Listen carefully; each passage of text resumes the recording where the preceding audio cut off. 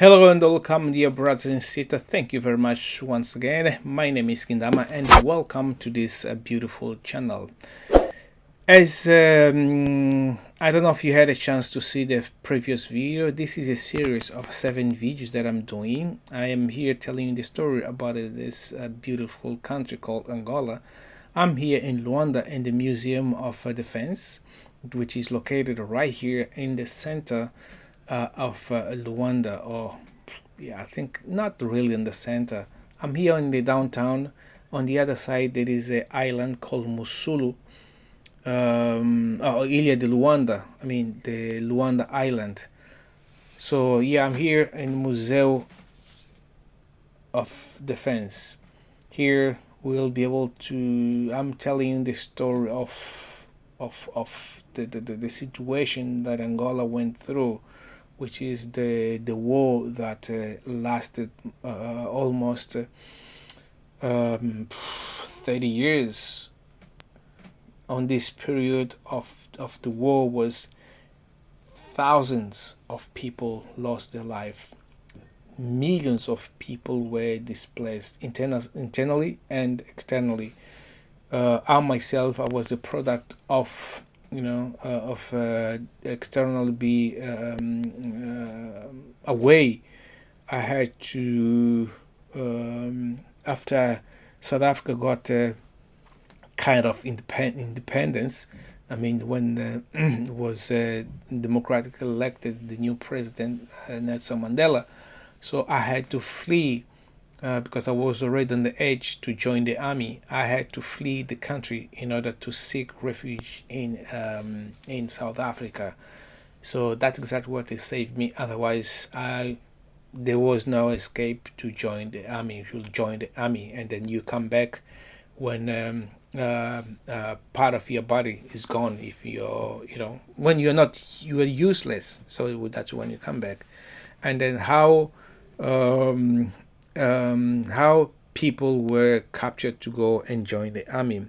There were many strategies they used to do that. One of the way was just on the street, they see you passing by, they arrest you. You don't have a chance to inform your parents. You don't have a chance to say any person that would happen to you. You just go. They will just take you, and then you join the army.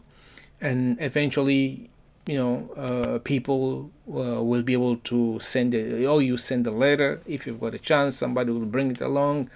And we don't have a post office that, it was just kind of catastrophic. So that's exactly what it is. They will be able to arrest you on the street. They could be able to arrest you on the school, at the workplace. The house to house, there was as well this kind of arresting, where the guy, the military, comes along in your house early in the morning. They surround all the town. Nobody come. People can come in, but nobody's come out from that town. And then comes and yeah, early in the morning, 4 o'clock in the morning, start knocking all the doors, the entire neighborhood. They will not miss a house. They will not miss a single house. They have to make sure they enter all the houses and try to find out if there is a young man who is physically strong, got at the age of 18 to join the army. That's exactly how it was. To catch or to take all these people to join the army. Or then they have to publish names, all the names, into the newspaper, because the previous year you have to register as a recruitee, I think that's the way it's called, to join the army. And then all your names, you're already on that database, and the following year they will publish all the names, the people that it needs to go to join the army. That's exactly how it is. And that's exactly how it was. As well as the other side, on the UNITA side, Savimbi's party, they were doing the same, going all the village, do all the same, like almost the same story, collecting people. This photo here, it shows the peace accord that Angola has, starting from 91, 92, 94. So many peace protocol process it started, and they never worked because there was not that kind of understanding of what they need to do in order to solve this problem, because there was so much interest between the United States and the Russia, and then everybody they were not trusting to each other, and we had some leader like Savimbi who was also kind of stubborn on this process, so we will not just give up like that. Was in Gabolit, where the former Democratic Republic of Congo, the former Zaire, Kabila, not Kabila, was not Mobutu Sese Seko, was leaving. He hosted a peace protocol. It didn't work. It failed. In 91, in Bisses, it failed. It was in Zambia, Lusaka, I think it was 94. It failed. There was so many. It was here, Lusaka over there. It failed. So there was so many peace protocol that we had a chance to sign, and it didn't work. It didn't work. As you can see, Fidel Castro right there. He support. If there is a legacy of President Fidel Castro, is Angola. Angola or Fidel Castro had a really big legacy there. Angola and Cuba, brothers, as you say, 1975, 1998. That's the process of the soldiers, or the Cuban soldiers, and then within that period, I think was more than 300,000 soldiers from Cuba that passed in Angola to fight. So was many soldiers who lost their life. I'm talking about the Cuban soldiers who lost their lives in Angola to fight this is to fight America. This is picture here. It talks about the process between South Africa, Cuba, and Angola. No, South Africa, United States, and Angola. I think no, Cuba, United States, and Angola is a three-party meeting in order to give independence to Namibia. And the idea was, if Namibia want to be independent, then should how to call it, all the South African soldiers, no, all the Cuban soldiers to get out from Angola, and from there they'll be able to give a peace or independence to Namibia. And they signed that agreement, and from there was a history where leaving all the soldiers from the country into returning to Cuba. Was emotional moment for many Cubans, because many of them, they didn't want to go back. They were feeling, even though there was a war, they were feeling better in Angola. And did you remember, Cuba was it is a communist country, Angola as well, but they felt much better living in Angola than going back into Cuba, because in Cuba, everybody knows the history of the Cubans. How do they live, and then how do they how do they see? I don't know now how's the situation after Fidel Castro died, and then his brother took over, but also no longer want to be president of the country. He's old as well. I don't know how is the situation of people there. I hope they will be able to have some change where they can have some freedom of movement and freedom of expression, which is, I know many of these countries, they don't have it. Even in Angola, the freedom of expression that we say is freedom of expression doesn't exist at all.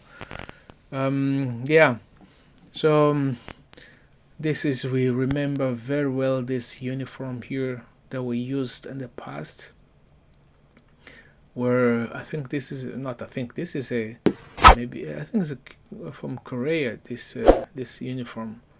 I'm not too sure. I've never been a soldier, but I might be.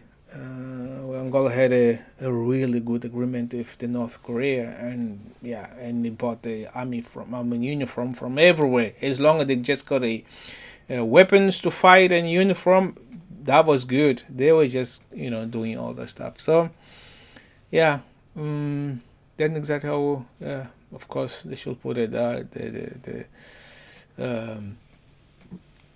the Russian flag to symbolize that how important was yeah, this too. Participação russa na guerra em Angola. That is yeah, the involvement of the Russian army into the Angola conflict. So they had all these weapons. They had all the necessary things that you can imagine. This is all weapons. This is car is made in Russia.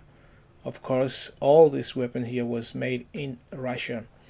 As well as those uniform that we see. This is a typically Russian uniform da Marinha Rosa. So this is a Russian Marine uniform. I don't know if you will also using in Angola this kind of uniform, but yeah, here they're just showing up how is this kind of uniform. Yeah. Here we see Lucio Lara, one of the commander. I think he was a commander in the Angolan army. Yeah, here together with. I think also, as you can see, like many generals from the past general is just like the way his family, like Ico Carrera and the other people there. I think they're elected. There was a point where I remember there's a story that was told once.